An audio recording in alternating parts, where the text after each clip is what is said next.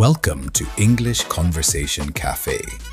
Learn English through natural conversations. Okay, so I just had the most productive morning of my entire life. Oh yeah? What did you do? I watched 4 videos about how to stop wasting time. You watched 4 videos about not wasting time. They were very informative, Max. Haley, I know. Don't say it. you wasted time learning how to not waste time. Okay, when you say it like that, It's kind of perfect, right? Like, that is exactly what we're talking about today. it really is. I basically prepared for this episode by method acting. Method acting. Sure, we'll go with that.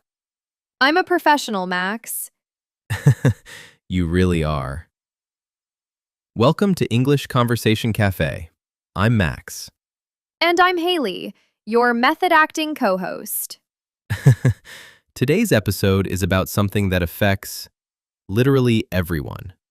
We are talking about wasting time, and more importantly, how to stop.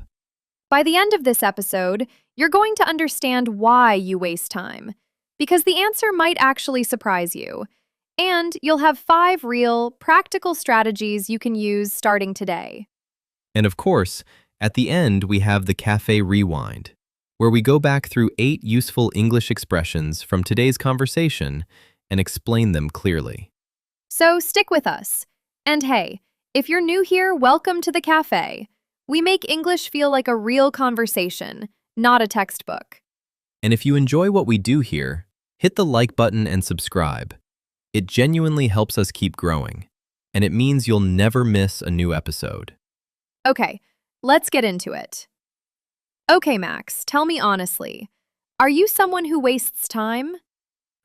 Yes, absolutely. Wait, really? You always seem so organized. I seem organized. That's different. Look, a few years ago, I had this project I really needed to finish. Something important with a deadline. And every single day, I would sit down at my desk and do something else. Like what? Clean my desk, make coffee, reorganize my notes, check my email, and then check it again 5 minutes later, just in case something changed. The classic double email check. I do this.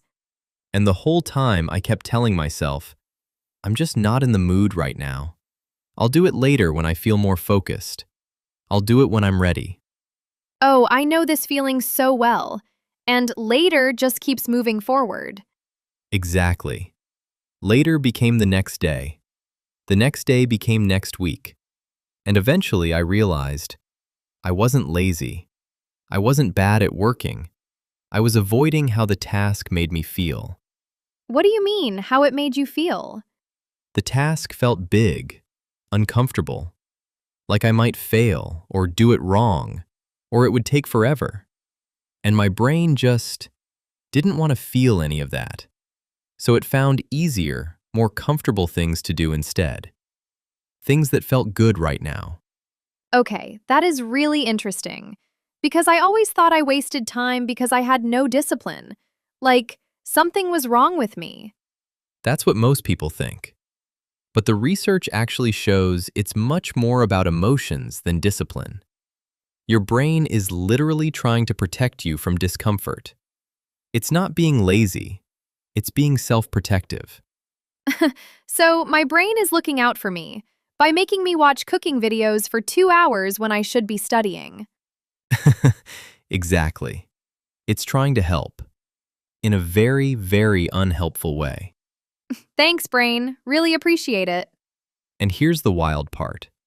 The more you avoid something, the bigger it feels. Every day you don't do it, it sits in the back of your mind. It takes up mental space. It quietly drains your energy even when you're not thinking about it directly. Oh, that is so true. You know that feeling when there's one thing you've been avoiding for a long time and it just follows you everywhere? Like it's always there in the corner of your brain, quietly judging you. Yes. And often, when you finally do the thing, you realize it wasn't as bad as you imagined. The fear of it was worse than the actual task. Every single time. I finally do it and I think, why did I wait so long? It only took 20 minutes. Because your brain had built it up into something enormous over all the time you avoided it. That is the trap. The thing doesn't get smaller while you wait. It gets bigger. Okay, so understanding this, is it actually useful? Like, does knowing the reason help you change? I really think so. Because when you understand that you're not lazy, you stop fighting yourself. You stop feeling guilty and ashamed. And shame, by the way, actually makes it harder to start, not easier. So guilt actually works against you. Exactly. And once you drop the guilt, you begin asking a more useful question. Not what is wrong with me, but what is my brain trying to avoid right now, and how do I make starting feel a little safer? That is a really kind way to think about it. Kindness turns out to be more effective than guilt. Who knew? Not me, before today. So we've talked about the emotional side, avoiding discomfort, the brain looking for easy rewards. But let's go a little deeper, because there are a couple of specific patterns that really get in the way. Okay, explain it to me like I'm someone who just watched 4 productivity videos and retained absolutely nothing. Perfect. Okay, so your brain has two systems that are always fighting each other. One side thinks long-term, finish the project, learn the language, build the habit. The other side wants to feel good right now, in this moment. And the right now side wins? Almost always. Because the future feels far away and abstract. There's actually research that shows people think about their future self almost like a stranger, like someone they don't really know personally. Wait, seriously? Seriously. So when you put something off until tomorrow, your brain basically thinks, that's tomorrow Haley's problem. She can handle it. Tomorrow Haley is so tired of cleaning up today Haley's mess. She's exhausted. She really is. And this is also why vague plans almost never work. If you tell yourself, I'm going to improve my English this week, that means nothing to your brain. There's no real structure, no deadline, no next step. So it just gets pushed back. It needs to be specific. Specific and small. I will listen to 10 minutes of English audio every morning after breakfast. That your brain can do something with. Okay, and then there's the other thing, getting sidetracked. Like, you sit down to do something, and then one little thing pulls you away, and suddenly you're reading about something completely random. Yes, you start working, everything is fine, and then one small notification or one quick search pulls you away. And before you know it, you go down a rabbit hole. You start with one thing, and one click leads to another, and 45 minutes have disappeared. That was very specific, Max.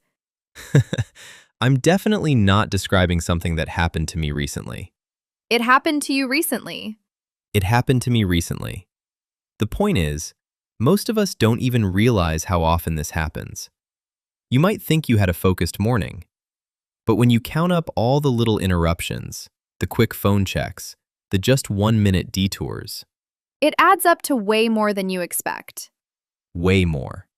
And the tricky thing about phones and apps, they are literally designed to pull your attention. Every notification, every ping, every little red number is engineered to make you look. I had a feeling you were going to say something like that. So when you get sidetracked, it's not a personal failure. You're fighting against a lot of very smart people whose whole career is getting your attention. Okay, that is a little scary and also makes me feel a lot better about myself at the same time. Right? You're not weak. You're just human. Okay, but now I'm curious. What does all of this actually cost us? Like in real time? More than you'd think. Research shows that even one small distraction can cost you more than 20 minutes of focused work. Because your brain has to stop, switch tracks, get pulled back, and then slowly refocus. It's not instant. 20 minutes from one distraction. From one. So all those little just a second moments, they add up fast. Wins.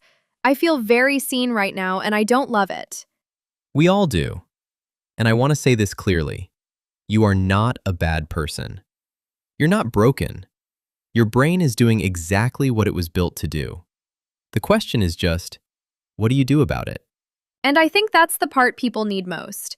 Because most people already feel guilty about wasting time. They don't need more guilt. They need actual tools. Exactly right. And if you've been putting off improving your English or putting off something else in your life, today might be the day you bite the bullet and actually start. Because starting, it turns out, is the secret. We'll come back to that. But first, I actually want to do something a little different. A quick reality check. What did you have in mind? I want to talk about where the time actually goes. Because most people have no idea. Okay, yes, this is important. We're calling this the time audit. And the idea is simple, but kind of eye-opening. So here's the challenge. Pick one normal day this week, and every hour, or even just at the end of the day, ask yourself honestly, where did my time actually go? Not where you planned for it to go, where it actually went. Because there is usually a big difference between those two things. A very big difference. Like, you might feel like you worked hard all morning, but then you think back and, okay, 20 minutes went to making coffee and chatting. 15 minutes went to checking my phone. 10 minutes went to staring out the window. The staring. That's a real activity. What are you doing? I'm staring, Max. It's my job. And look, I did this exercise a few years ago, and I was genuinely shocked. I thought I was working 8 hours a day, but when I actually tracked it, I was really focused and productive for maybe 3 to 4 hours. The rest was scattered everywhere. That sounds about right, honestly. And I think a lot of people would find the same thing. The goal isn't to feel bad about it. The goal is just to see clearly. Once you see the pattern, you can actually do something about it. So, Max, what were your biggest time leaks? Like, what surprised you most? Email in the morning. I used to check email as the very first thing I did every day. And it would immediately pull me into other people's priorities and problems before I'd even started my own day. Oh, that is so relatable. You start the day already reacting to things instead of doing your own work. Exactly. And for you? My phone, obviously. I pick it up for 1 second and then 20 minutes are gone. But also, and this one's embarrassing, I waste so much time making tiny decisions. Like what? Like what to eat, what to do first, what to watch next. I spend so much mental energy on those small choices that I have nothing left for the things that actually matter. That's actually really well put. It's called decision fatigue. Every small decision you make throughout the day costs a little bit of mental energy, and eventually, you run low. So even choosing what to eat for lunch is draining my brain? A little bit, yes. Wow. My brain is completely exhausted, and I haven't even done anything yet. Which is exactly why simplifying your routines helps so much. But that brings us to the good part, the strategies. Because this is where it gets practical. Yes! Okay, let's go. Strategy 1. And this is probably my favorite because it's so simple. It's called the 5-minute rule. And the idea is, when you have a task you've been avoiding, don't tell yourself you need to finish it. Just tell yourself you'll work on it for 5 minutes. 5 minutes? That's it? That's it. Because the first step is the hardest. Starting is genuinely the hardest part of almost any task. But once you actually begin, something shifts. Your brain engages. You get in the zone, you find your focus, and suddenly you just keep going.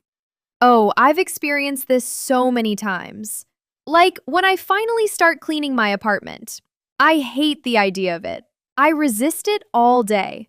But the moment I actually start, I just keep going until it's done. Right. Psychologists call this the Zeigarnik effect. Once you begin something, your brain actually wants to complete it. But you have to break through that first moment of starting. So, the 5-minute rule is really just a trick to get you past that first moment. Exactly. You're not promising yourself a marathon. You're promising yourself 5 minutes. And almost always, 5 minutes turns into much more. I love this. Okay, strategy 2. Eat the frog. I'm sorry, what? It's an expression. It means do your hardest, most uncomfortable task first. In the morning, when your energy is at its peak. So, the frog is the thing you've been dreading the most. Exactly. The email you don't want to write. The chapter you don't want to study. The call you keep delaying. Do that thing first, before anything else. And then everything after it feels easier. Okay, this makes so much sense to me because I always do the small, easy things first to warm up. And then by the time I get to the hard thing, I'm already tired and I keep putting it off even more. Which is the trap. The frog doesn't get smaller the longer you wait. It usually feels bigger. The frog gets bigger. That's not a nice image, but it is so true. Okay, strategy 3. Name your time thieves and be specific about it. Time thieves. I like that. The things that steal your focus and your time. But the key is, don't be vague. Don't just say, my phone distracts me. Which app? Which habit? When does it happen? Oh, like, for me, it's not just social media. It's specifically opening Instagram whenever I feel a moment of boredom, even when I have nothing to actually check there. Perfect. And once you name it that specifically, you can make a specific rule. Phone in a different room when I study. Only check Instagram after dinner. No social media before 10 a.m. The more specific, the easier it is to follow. Because vague rules have too many escape routes. Exactly. I'll use my phone less is so easy to ignore. No phone for the first hour of my morning. That's something you can actually do and measure. Okay, strategy 4? Make the most of pocket time. Pocket time. Oh, I love that phrase. It's those small windows of time that appear throughout your day. Waiting for a bus, standing in line, a short break between tasks. Most people just reach for their phone, but that time can genuinely add up. So if you used even 10 minutes a day to practice English, review some vocabulary, listen to a short podcast, that's over an hour a week. More than 60 hours a year. Okay, that's wild when you actually do the math. The key is to decide in advance what you'll do with those moments. Because if you don't decide, your phone decides for you. And your phone almost always chooses something that wastes your time. My phone has very bad judgment. I've known this for years. And yet, we keep listening to it. Can I add something to the pocket time strategy? Because I think people underestimate how much English you can absorb in those small moments. Yeah, go ahead. So for me, I used to listen to music on the bus, which is fine. But now I sometimes swap it out for an English podcast or a short audio lesson. And what did you notice? I'm not even really trying that hard, I'm just listening. But after a few weeks, I noticed things were just sticking. That's exactly how it works. When you expose yourself to a language consistently, even in small doses, your brain starts to pick it up naturally. You don't always need to study intensely. Sometimes just listening regularly is enough to make real progress. And it doesn't feel like studying, so you actually do it. That's the key. If it feels like a chore, you'll find a reason to skip it. But if it's part of something you're already doing, commuting, making breakfast, going for a walk, it's almost effortless. Okay, strategy 5. And I have a feeling this one's going to be popular. Strategy 5. And this one is important, especially for people who push themselves hard and feel guilty when they slow down. Rest is not wasting time. Oh, say that again louder. rest is not wasting time. Your brain needs recovery. Just like your body gets tired after a workout, your brain gets genuinely tired after focused work. And if you don't rest properly, your productive hours become less and less productive. So trying to work 8 hours straight is actually less effective than working 5 focused hours with real breaks? That's exactly right. Quality over quantity. And real sleep, consistent, good sleep, is honestly one of the best things you can do for your focus and your memory the next day. So going to bed at a reasonable hour is productivity advice. It really is. I love this. I'm being productive right now. I'm sleeping. That's the dream, literally. Okay, so to bring it all together, 5-minute rule to get started, eat the frog to tackle the hard stuff first, name your specific time thieves and make specific rules, make the most of pocket time, and rest without guilt. That's it. 5 things. You don't have to do all 5 at once. Pick the one that feels most useful and just try it this week. And cut yourself some slack if the first week isn't perfect. Real change is slow and uneven, and that is completely normal. Being kind to yourself through the process actually makes it easier to keep going, not harder. Couldn't have said it better. Okay, before the Café Rewind, we want to hear from you. What is your biggest time waster? Is it social media? Netflix? Making coffee for the 3rd time in one morning? That was a very specific example, Max. Maybe. Tell us in the comments. We genuinely love reading them. And honestly, knowing you're not alone in your habits, that's kind of a relief too. Drop it below. We read everything. All right, it's time for the Café Rewind, where we go back through today's conversation and look at the best expressions to add to your English. 8 expressions today. Let's go. Expression 1. Put something off. This means to delay doing something, usually because you don't want to do it or it feels uncomfortable. Example, I've been putting off calling my dentist for 2 months. Now you try. Expression 2. Get sidetracked. This means to lose focus on what you were doing and start doing something else instead. Example, I sat down to study, but I got sidetracked by a funny video. Your turn. Expression 3. Go down a rabbit hole. This means to get completely lost exploring one topic, where one thing leads to another and another. Example, I went down a rabbit hole about the history of coffee and lost an entire afternoon. Try it. Expression 4. Bite the bullet. This means to force yourself to do something difficult or unpleasant that you've been avoiding.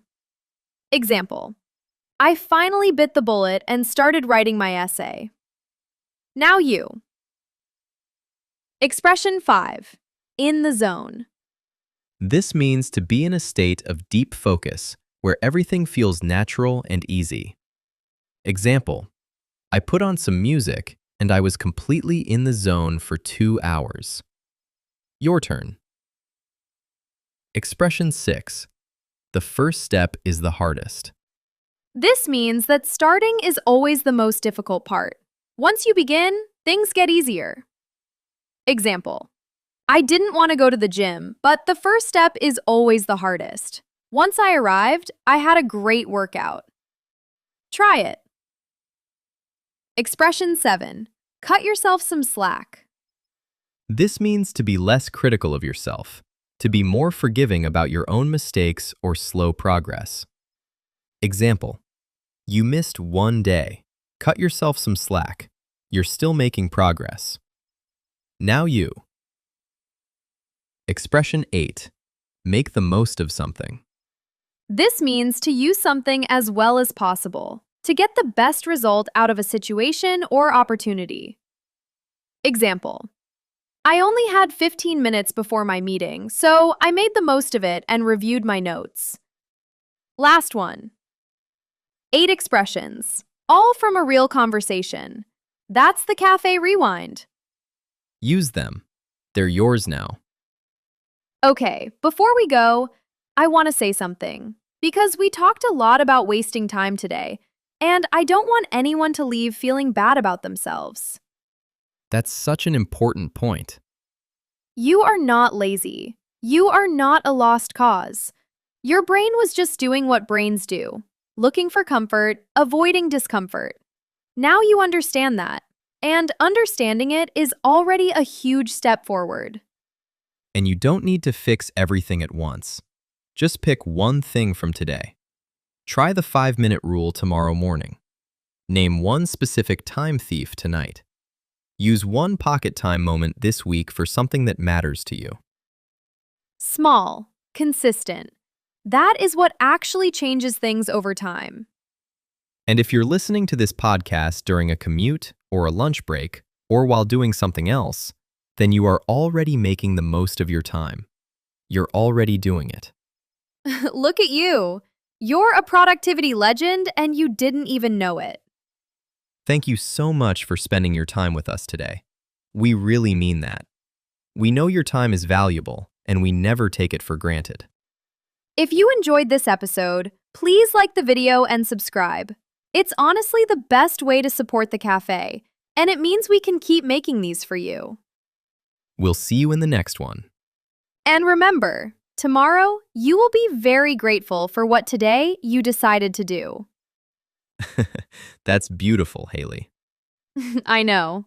Goodbye, everyone. See you next time. Thank you for listening. We hope today's conversation helped you understand real English better. Subscribe and join us for the next episode.